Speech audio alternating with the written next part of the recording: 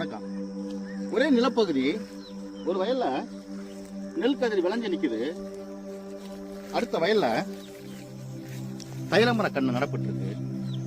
ஒரு கிராமத்துல 100 குடும்பம் இருந்தா இன்னைக்கு 20 குடும்பம் தான் விவசாயமே பாக்குது. போன வருஷம் வரைக்குமே இந்த வயல் எல்லாமே நெல் விளைஞ்ச வயல் இந்த வருஷம் தைலமர காடுகளா போயிடுச்சு. பாருங்க, ஃபுல்லாவே தைல மரம் தான். அது என்ன காரணம்னா, விவசாயி விருப்பப்பட்டு இந்த வேலையை செய்யல, அவனால செய்ய முடியல. ஏன்னா அதுல எந்த லாபமுமே இல்ல. எத்தனை காலம் தான் அவன் போராடி பார்ப்பான்? அதுக்கு தான் இந்த முடிவுக்கு வந்திருக்காங்க. நீங்க மேடைகள்ல விவசாய பத்தி பெருமையா பேசுறீங்க, சினிமாக்கள்ல வளமான விவசாயத்தை காட்சிப்படுத்துறீங்க. ஆனா அது இல்ல விவசாயம். யதார்த்தமான விவசாய நிலைமை இதுதான்.